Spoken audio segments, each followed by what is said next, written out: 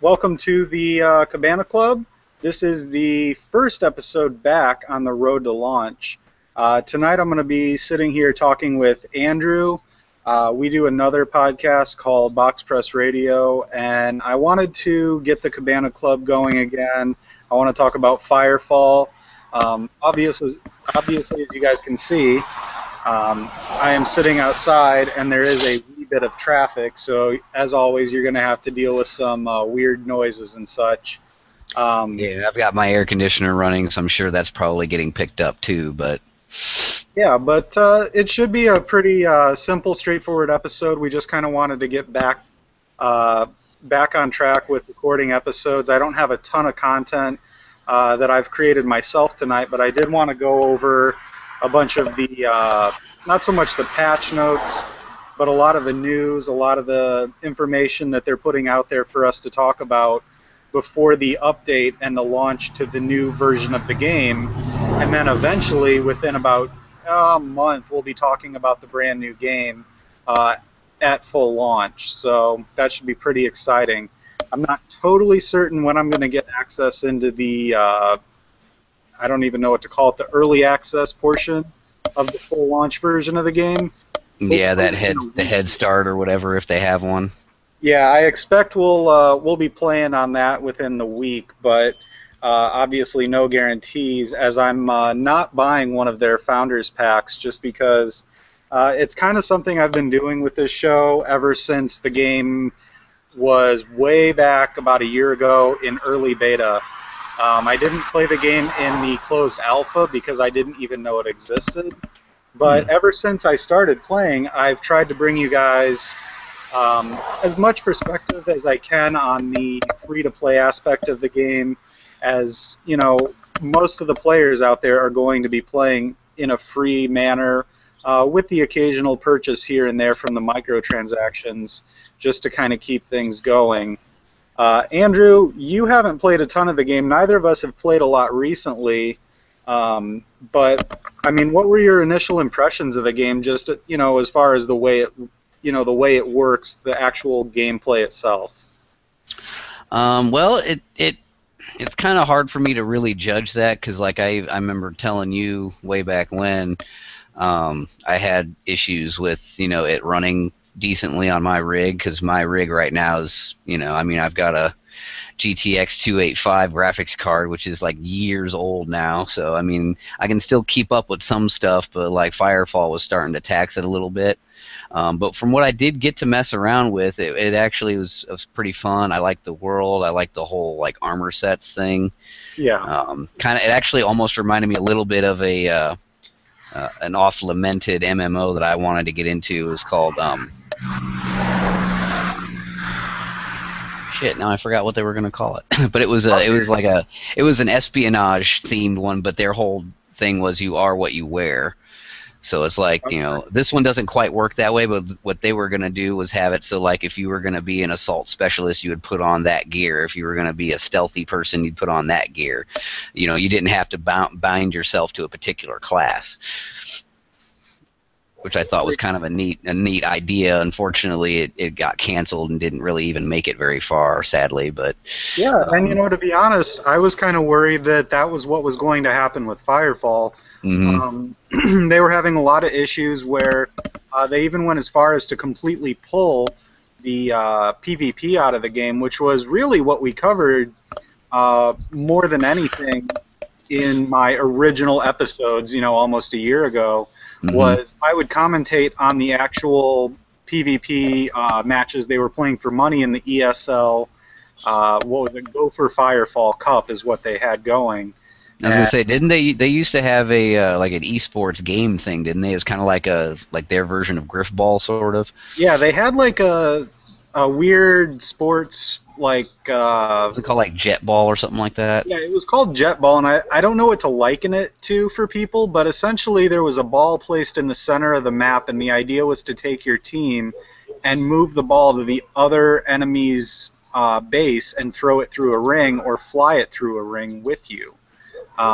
It was actually a lot of fun. It was really great to cover because it gave a lot of just neat nuances and interesting class compositions. A lot of different frames were used, but it kind of devolved into you either do it this way or you lose.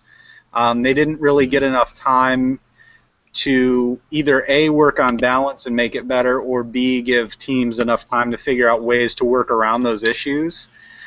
So basically what we ended up with was a handful of really good matches stuffed into a ton of really repetitive, boring, just dominations.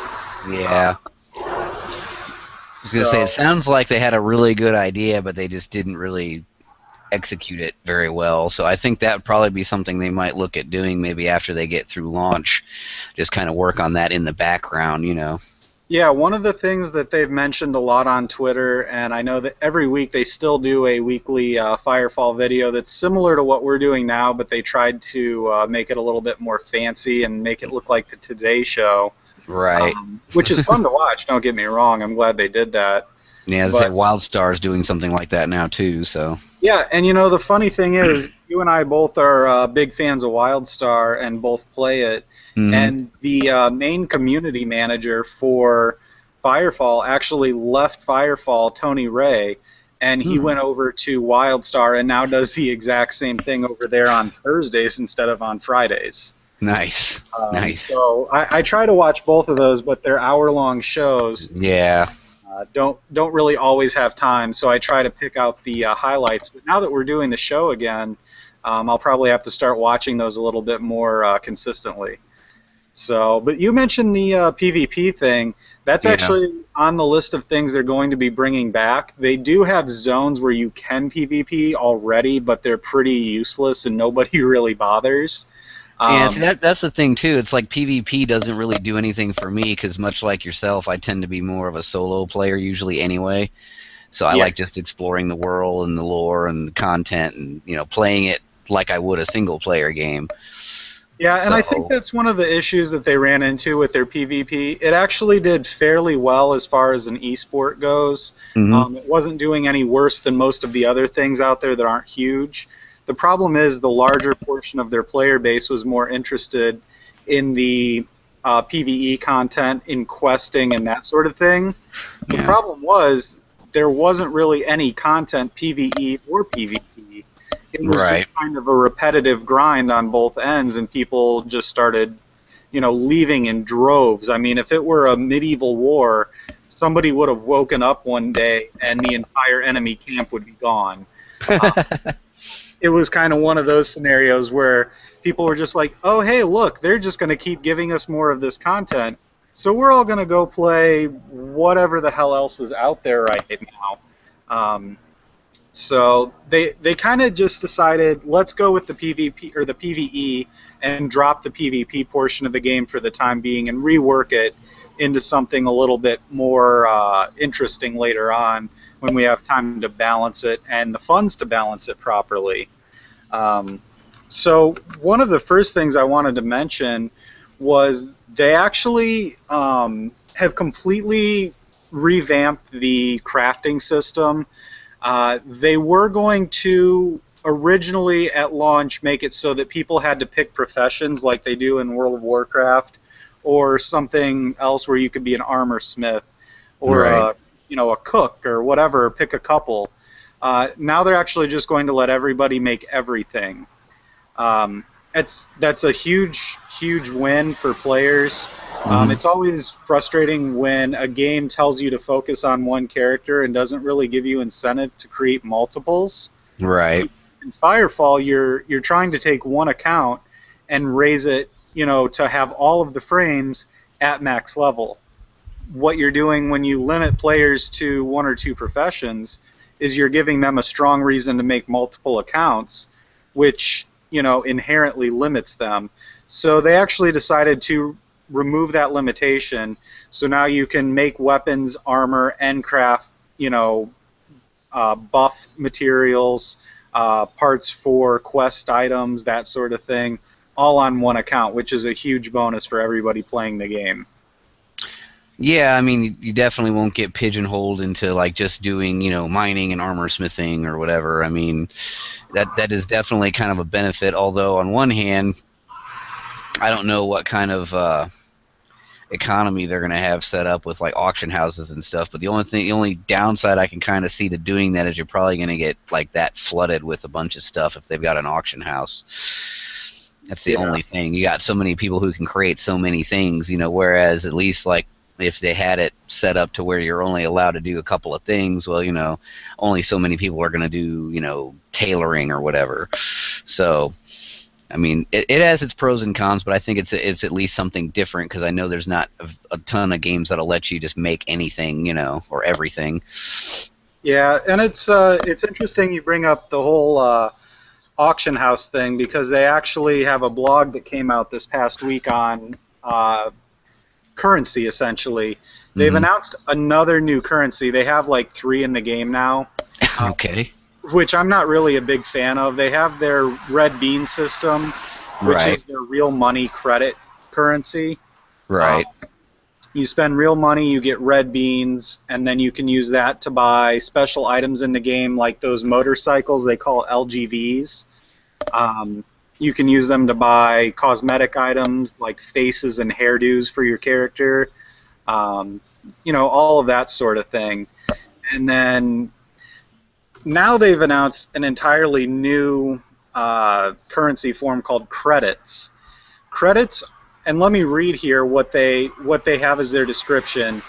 Credits are, as valuable as Christite is, it's hard to use a bucket of rocks to buy a sandwich. Credits are what the Accord and the surviving remnants of humanity in Firefall's future Earth use as money.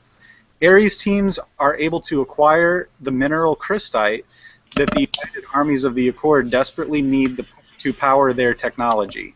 In exchange, the Accord pays out credits, which are widely accepted as a universal currency. So basically, what credits are, they are somewhere in between red beans and Christite. Christite is the general credit you get from everything. That's like the true in-game currency. Yeah, it's like gold or silver or whatever from your classic MMO. Right.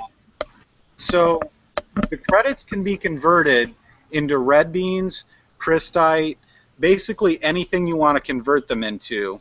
The way they're limiting players is by doing a daily exchange rate, so you have a limit. You can only exchange you can only earn 1,000 credits a day. They don't expire, and the way it works is every 25 Christite will earn you 1 credit.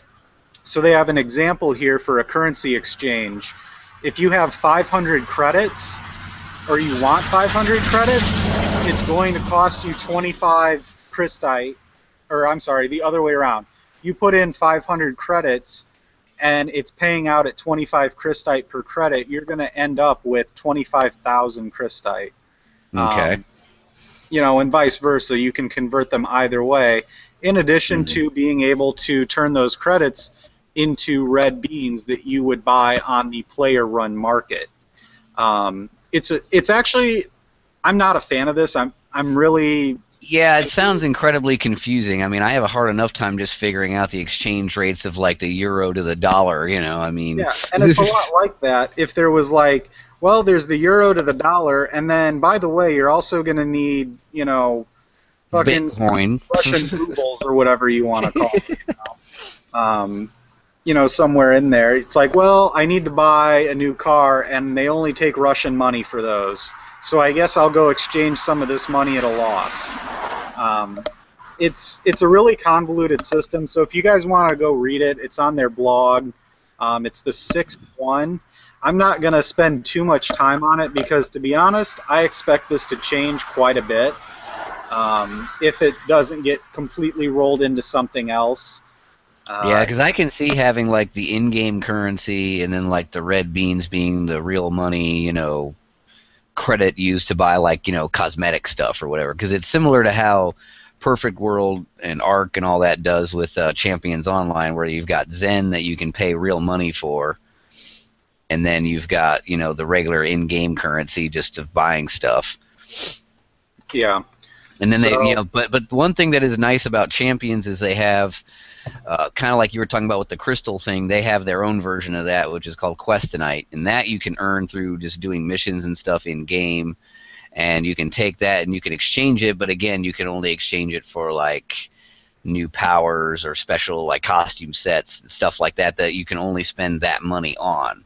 So I could see it if they had something similar to that in place, but yeah, it would make we'll more just sense. have to wait and see how it works, after launch. But so Yeah, I far, mean, it seems really convoluted and confusing to me so I'll far. definitely give it a go and see how it works out.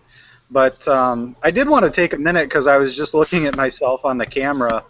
This is the first episode that I've done that will actually, it'll automatically upload to YouTube. Um, Okay. And I so, will say the pink-haired woman that just walked in, that's my wife. So, hi, Andrew's wife. well, you missed her. She was here earlier when you were And if talking you about guys the. do want to hear more about Angela or from Angela, she's on our Mhm. other podcast, BoxPressRadio. Mhm. She And does she have her also runs own. her own fitness podcast, Healthy Everyday Lifestyle Podcast, or HELP, as it were. Um, it's a really, really good show, so I would recommend all of you fit gamers go out there and check that out. There you go. But I should also mention, yes, I have a beard, and I've actually been growing this beard starting around the time I stopped playing Firefall. The last episode that I put up was actually about a month before I started growing the beard. Uh, the other thing is, on the previous iterations of the podcast, I was also always smoking a cigar and outside. Um, so I will mention tonight I am smoking the Hoya de Nicaragua Cabana, which is a fairly a light to medium cigar. It's pretty mild. It's one of my probably my least favorite from the line, but I picked it up as a gift from a friend actually, and kind of wanted something mild to end the day out and end the weekend out actually, as we're recording on Sunday. And then I am drinking a let's see, an English style Export India Pale Ale, or an XIPA, which is That's from pretty good. that's from Uh, Shifly, isn't it, or Shifley, yeah, or however you pronounce it? Illy or Shifla, I don't know how you pronounce it, but basically it's a malty IPA, which I like better than a regular IPA. Well, all I'm having is a Coca-Cola, and I'm finishing off one of the last. I know I've got some more out in my travel humidor thing in my truck, but I'm having one of the last of my gunslingers here. Again, kind of a mild knockaround, not necessarily anything terribly special, but they're a pretty good cigar if you're so inclined. And my cat decided to jump in my lap here, so I'm Yeah. giving him a Well, love and a I good was good. personally a big fan of those Gunslinger Drifters. Those were pretty good cigars. Yeah, I But know you're not a big fan of. I know you like box press cigars and stuff, but that one is a torpedo, and I know you're not a big fan of torpedoes, but they do make other sizes, so yeah, I was or other actually styles, I looking should into say. some of those. I was going to order another bundle of the Cigarnival samplers because Hmm. I really like the collection and it's a good price at about $2.50 a stick. Yeah, But I actually just spent the money I was going to spend on cigars on paint for my baby room. there you go. So if you guys didn't know already, if you only follow me through the podcast, um, Through this podcast, since anyway. the last time I recorded, my wife became pregnant and she is due in September. So we've been getting everything ready, and unfortunately, I had to. Well, fortunately and unfortunately, I had to spend some of my cigar money on baby room preparations.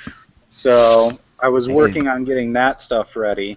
that's But how life works, man. Once you become a parent, I've got 2 kids myself, so right, right.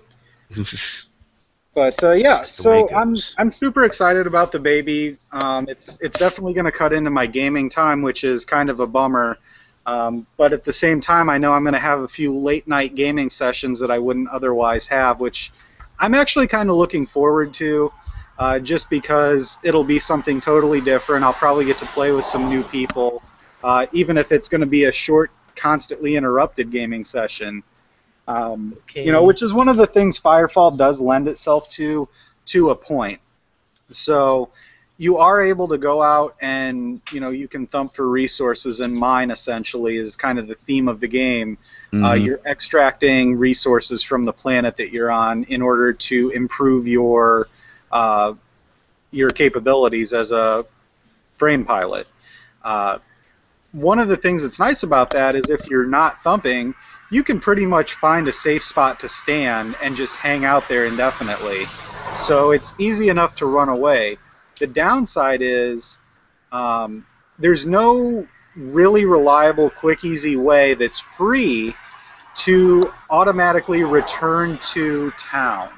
Now, I know, Andrew, maybe you can talk about gaming with a child around for a moment while I look up something here.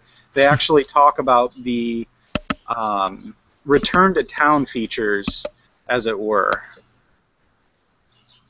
Well, I mean, for me, I know when we had our first kid, we were in like this one-bedroom apartment. But for the most part, I mean, I had different hours then, too. At that time, I was working more retail hours, so I would get done at like 10, 11 o'clock at night. I'd come home.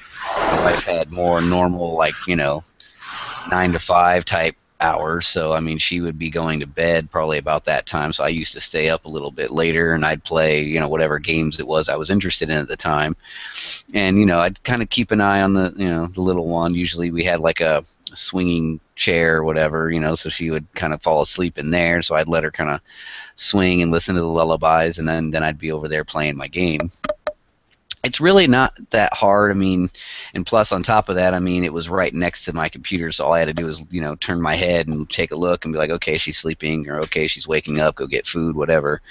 And for me, like I said, even MMOs, I used to play I usually play solo anyway, so it's not like I'm having to leave like some 20-man raid or whatever to go feed my kid or whatever. So Right. it's all just a balancing. That's all it is. I mean, once you figure it out and you get the key thing will be getting the kid into a routine or whatever, so that you pretty much know what to expect at night. At first, it's going to be tough because you got to get them to that point where they're going to sleep through the night and things like that, but it's not too bad.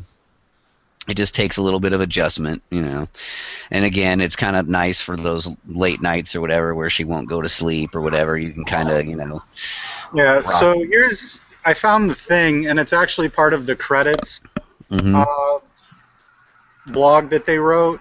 One of the things they mentioned that you can spend credits on is a priority arc port. An arc porter is something that teleports you instantly from anywhere on the map to a friendly controlled tower, Hmm.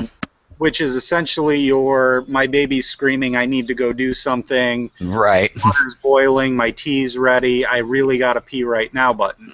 Yeah. Get me to a safe zone so I don't get killed while my guy's just standing there. Yeah. Yeah, so the downside with this, and it's something that, I actually really hope that the developers are listening. I understand that it's a free-to-play, microtransaction-based game. Right. One of the things that I really don't think needs to be a microtransaction, because the way that it's going to work as of now is that, my baby screaming button teleporter is going to cost you a microtransaction currency of some sort in Mm-hmm. some capacity, Yeah. whether it be something you could trade or something you bought with red beans. It Yeah. would be infinitely valuable to players and be just really a courtesy to players to let us, have a Hearthstone function, so to speak, or an Right. arc quarter button on like a 15 or 30-minute cooldown. Because let's be honest, we all have 100 different ways to traverse the world as it is already. We have gliders, we have LGVs, we have jetpacks built into our suits. Right. If you give something a cooldown, people aren't going to be able to abuse it too terribly. Even if it's something like, make me bind myself to somewhere clear across the map, it might be inconvenient, but at least it doesn't cost me, currency. Yeah, I mean, that's one thing I've been messing around with in WildStar, and one of the things I do like, I hate to bring it up in this, since it's a completely different, unrelated show, but Well, it is related. I mean, absolutely. By all I means, mean, always. I love the idea that like when you eventually can get to the capital city for your side. I'm not sure about the Dominions. I haven't played that one, but for the Exiles, once you get to Thade or whatever, they actually have a little quest you can do that basically you just go around and hit all these different spots in the zone, which is like a tour. And then once you've done that, they actually give you a little teleport device that, you know, at any time you can transport, you know, or teleport directly to the capital city from anywhere.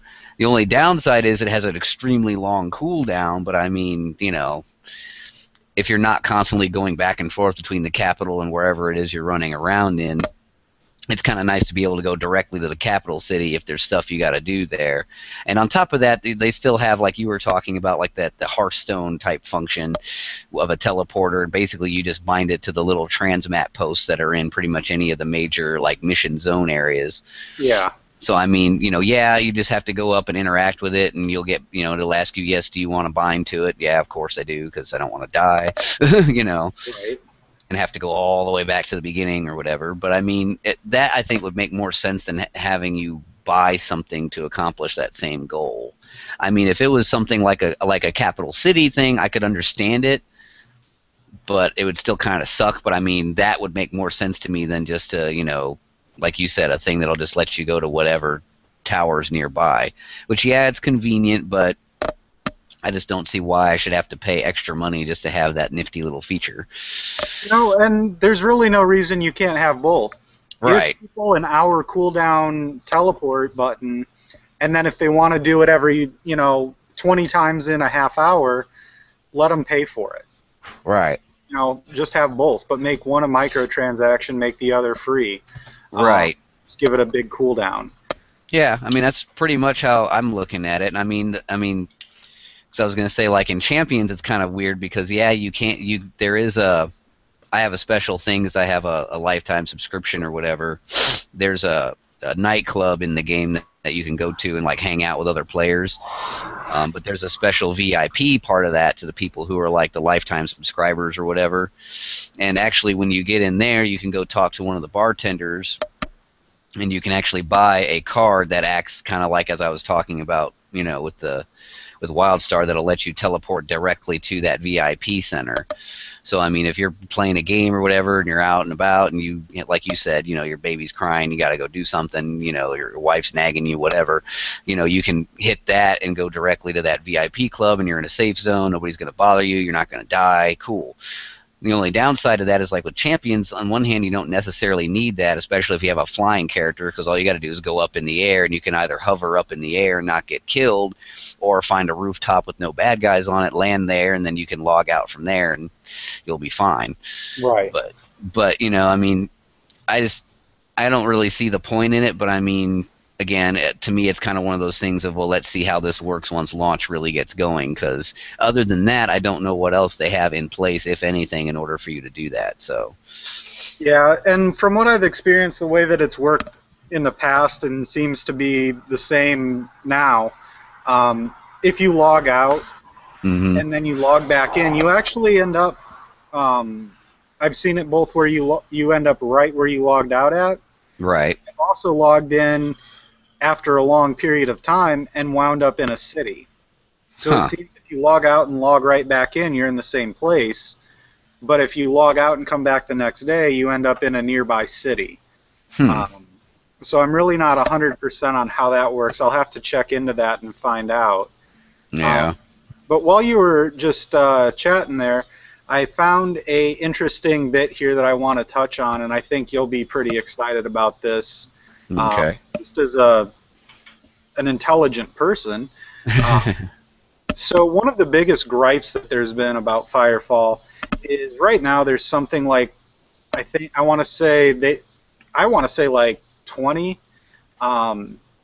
They say here they have 16 different types of resources.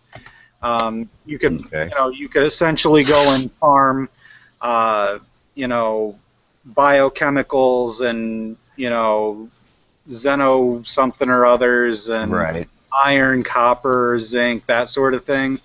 They're actually going to simplify it in the launch version down to 3 types. Let me look here so I don't jack up the names, because I know they've got them right here. You're going to be gaining 3 types of resources: metals, biomaterials, and electronics. Metals will be gained by thumping, biomaterials by refining drops from creatures, and then electronics by salvaging drops from humanoids. So if you're killing, Chosen, you're going to be getting electronic things you can refine into the resource. If you're killing, bugs and brontodons and that sort of thing, you're getting biomaterial. And then the thumping, obviously, you're just drawing metals out of the ground. And personally, the thumping is my favorite part of the game right now. Yeah, I did get to mess around a little bit with that when I was actively playing it. Now, these resources you're talking about just like for in-game crafting and stuff, right? Not as like those are the resources you use to upgrade your warframes or battle frames. Sorry. Yeah. That's really frustrating that there's a game called Warframe and then a game that uses something called a battle frame. Right. It's just frustrating. But anyway, you use that stuff to upgrade, and then they actually touch on that a bit here. Some of the upgrades are going to require hybrid resources. So if you're creating a biosteel frame, you're going to need metals, and you're also going to need biomaterial. Yeah. Like the chitin fibers. Mm-hmm. Basically, like the muscle sinews from the the arachnid bug things that you fight. Right. I was going to say the insectoid creatures. Yeah. Yeah. So that's definitely a huge improvement. And to be totally honest, it seems like one of the big things that the game suffered from was unneeded complexity, and they do appear to be trying to remedy some of that just by simplifying things down into saying you only have one kind of resource, but then they step on their own toes and take a step backwards by, complicating the currencies and making it more difficult. Yeah. It just seems really convoluted and backwards to me to make, the microtransaction and the currencies in the game difficult to understand and use. People are going to be more inclined to buy currency if it's easier, because essentially what could happen is a player could go out there and buy a bunch of red beans and then not even be able to directly use those red beans to buy the item that they bought them to use on. Right. They might have to convert those into credits and not even understand how you convert to credits. Right, and then on top of that, like you said, there's going to be a bit of a loss or a gain one way or the other. So yeah, it seems like it's kind of backwards in that aspect. But they are taking steps in the right direction by simplifying crafting and especially resource gathering, because right now I have a inventory bar of all my resources on the side of my screen, and it literally takes up the whole side of the screen like a permanent chat bar. Right. And that's because it's the only way to keep track of what I'm trying to achieve. So they also are doing, and they've already made huge improvements to the questing aspect of the game. They're essentially opening up the rest of the world that we don't have access to yet, which is super exciting. They've actually started having events like the Doomsday event going on pretty much until tomorrow morning, I think, is when it ends. It's kind of like a weekend short event. Yeah, a nice little preview, basically.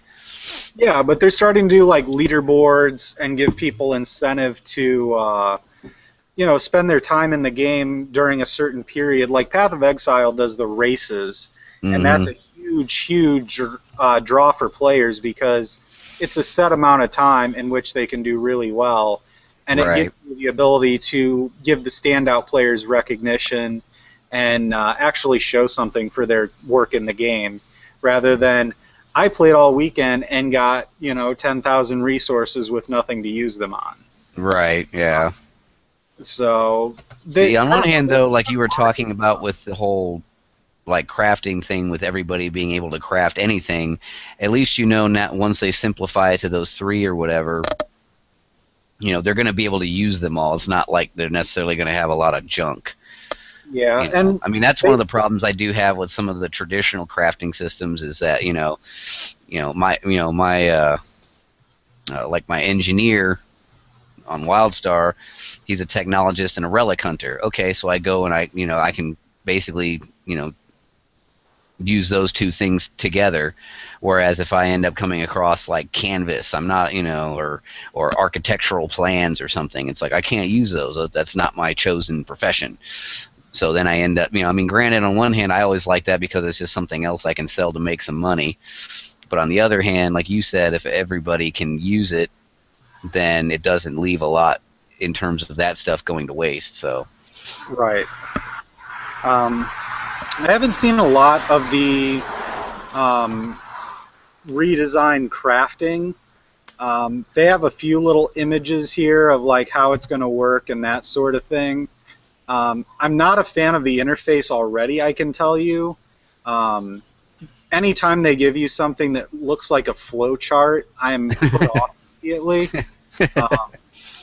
But it reminds me of the weapon upgrade system in Loadout. Yeah, okay. Which isn't necessarily bad, but I don't think it's necessarily good either. It's not really your cup of tea, basically, but yeah.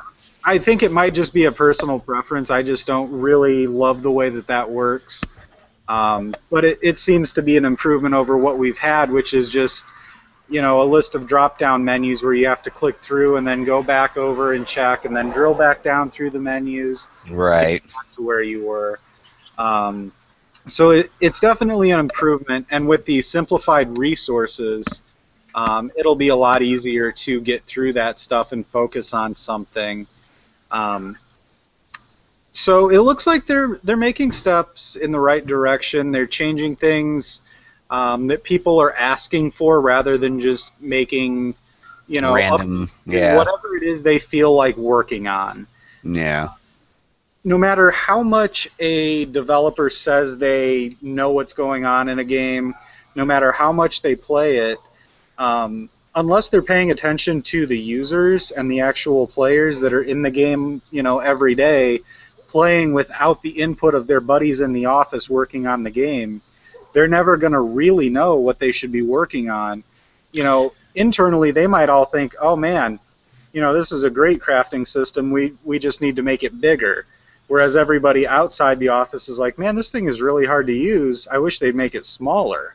Well, that's one of the strengths of Firefall in general, pretty much from what you've been telling me, like since the beginning, is that they've pretty much been consistently good with listening to that sort of stuff. I mean, I know they pretty much talk to you directly a lot. Yeah, they are pretty good about it. They struggled a little while here and there. They would say they were listening, but then they'd end up just not even, it wasn't that they weren't listening and taking things into account. They were just releasing things at inept times. It was like, oh, well, we've been working on this PvP update, and we know you've all been asking for updates to the crafting system, but here's this PvP thing. Go play with that until we have the new PvE content. Yeah, it's trying to basically give the users piecemeal so that they can work on whatever it is they've really been harping about. Well, at least they're giving them something, but on the other hand, it's like, that's not what I wanted. I said I want this, Right. And that's kind of what they ran into was, it's like, yeah, you really, if you look at it from an outside perspective, it's hard to fault them for giving the players something rather than nothing. Right. But at the same time, you have a ton of people out there that are really just whiny. Yeah.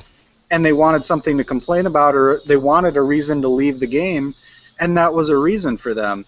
They were like, well, you're not listening to me. I said I wanted this yesterday, and you're giving me something else. Why haven't you made what I asked for? Right. But on the other hand, I mean, it's an unfortunate way that it works. But on the other hand, it's better than them just rushing some cobbled together version of what it is that they wanted, and that being crap. So Right. then, you're stuck having to deal with this crappy upgrade or whatever that they've given you, and then again, like you said, it just gives people a reason to leave because, well, I asked for this and this is what you gave me, and it's still not what I wanted. So yeah, and they kind of learned that lesson with Jetball. Yeah, they were unhappy with the PvP and the balance, and they tried releasing a big map pack, and they tried putting out a bunch of new PvP updates while everybody was complaining about the PvE. and they just kept throwing this PvP stuff at us, and everybody was like, yeah, screw this. We don't like PvP. They're Right. not giving us any other new content. We're going to cut our losses, not give them any more money or any money, and go play something else, because let's be honest, there's a lot of free-to-play games out there right now.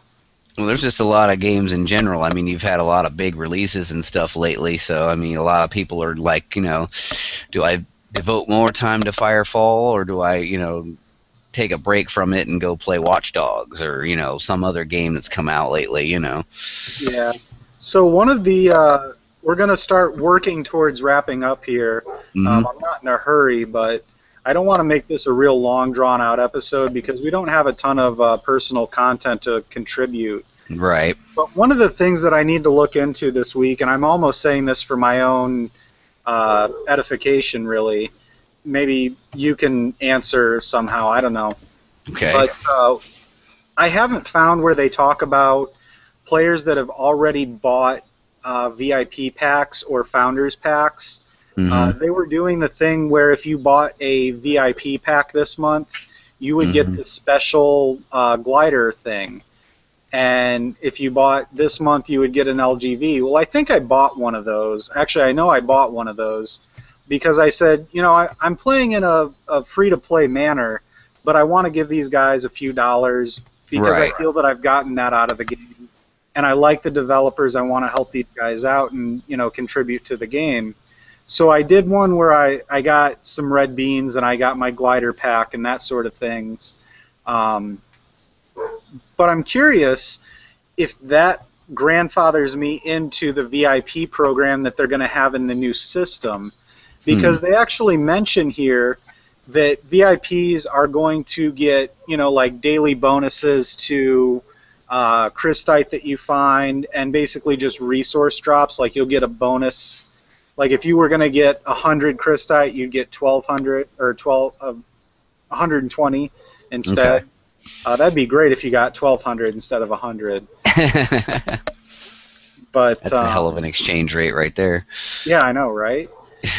So, but yeah, they have a lot of really interesting things going on.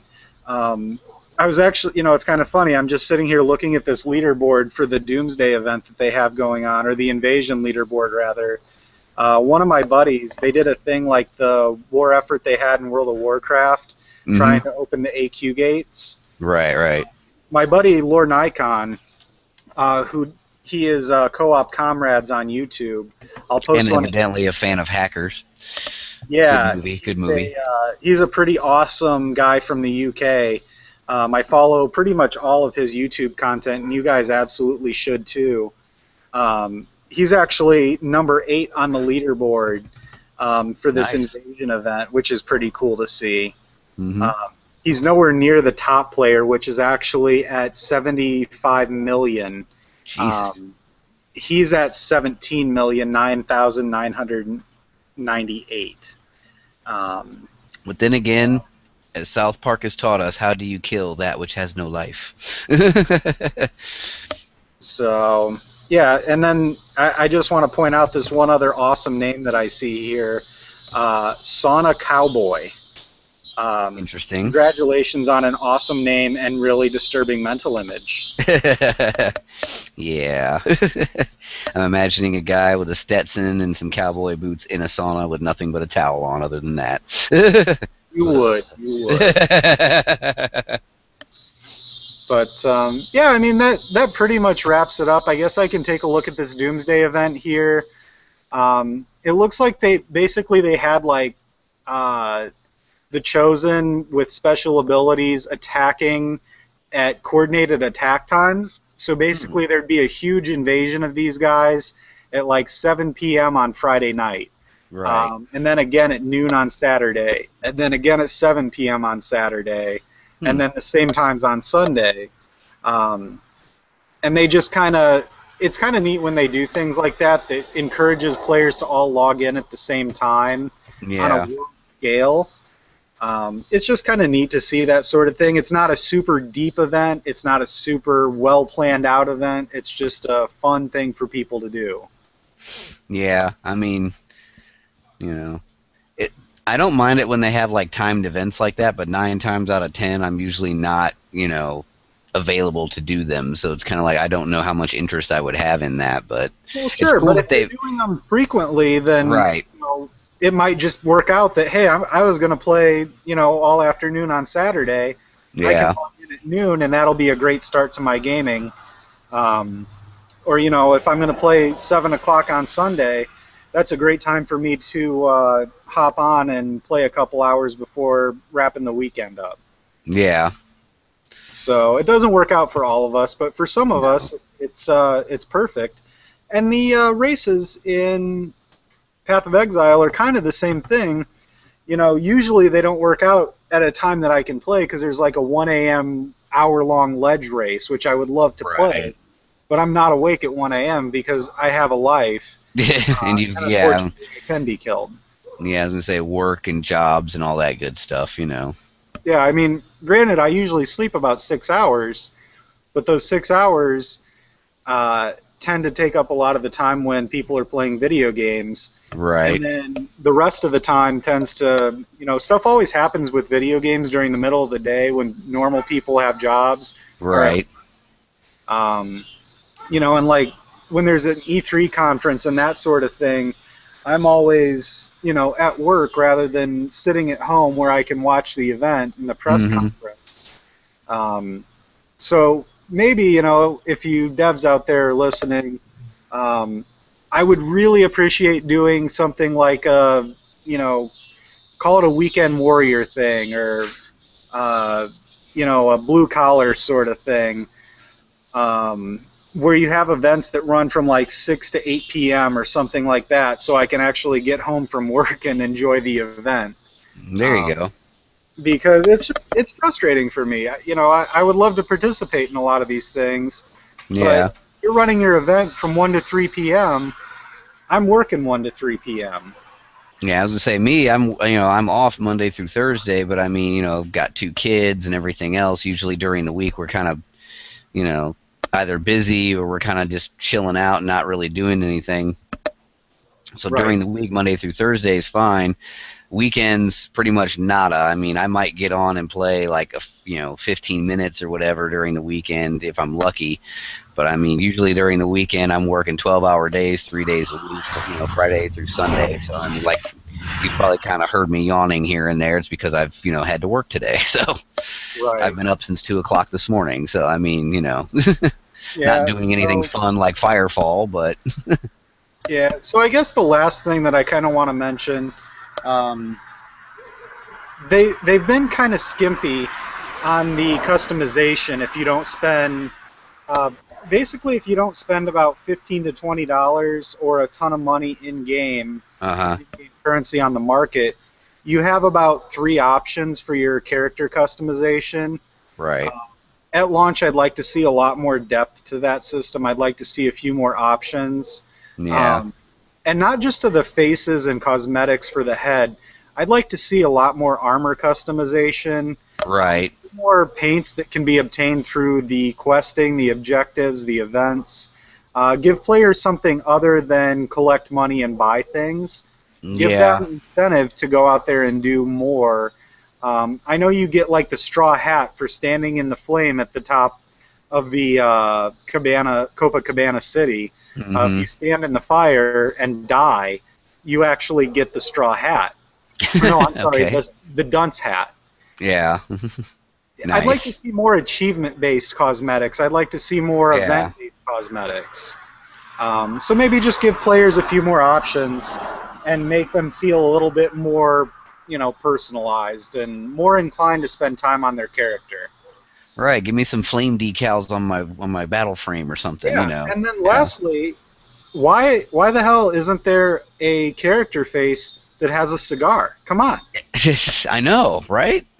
I mean, that's one of the things that I was missing from Champions Online, because that game was actually made by a bunch of guys that did City of Heroes, the late great City of Heroes, and they actually had a guy with a cigar in City of Heroes. I'm like, why don't we have a guy with a cigar here? We got about the closest thing you've got is if you've got the Drifter costume pack, the High Plains Drifter costume pack for champions or whatever, you get like a little piece of straw you can have sticking out of your mouth. I'm like, that's cool, but it's not a cigar. It's not a cigarette even. You know. Right. I mean, Yeah. at least do some stuff like that. I know they probably want to, you know, they probably eschew that because, you know, kids are going to be playing the game. We don't want to encourage tobacco use, blah blah blah. But come on, damn it, Yeah. you know, real kids aren't that stupid, you know. Well, usually, but they tend to die in horrible, bicycle jumping over fire accidents or something like that anyway. Yeah, or trying to get their motorcycle in between two semis. That was a funny video. Yeah. So, but unless you had anything else, Andrew, I think we're probably going to work on wrapping things up here pretty quickly. Okay. No, I don't really have anything else to contribute. I was kind of just going off of what you were talking about. So. Yeah, I mean, I'm just going to finish things up here, finish out my cigar outside here, and then I'm going to go inside and probably hop on Firefall and kind of give it a last hurrah with the current state of the game. Mm-hmm. And work on my frame progress a little bit, just because, and maybe thump some resources. I know I've been working on obtaining the Recluse and the Firecat battle frames. So that's kind of been my goal, and I'm pretty close to getting an extra frame. And since those carry over as unlocked into the launch version of the game, that's cool. I would really like to have a couple more of those unlocked before I get over there, or at least one more. But that's pretty much it, you guys. Good luck with that, sir. Yep. But with that, you guys have an awesome week, and I'll probably be back with another episode next weekend. All right. Thanks for having me on. I'll check you all later. All right. Have a good week, everyone.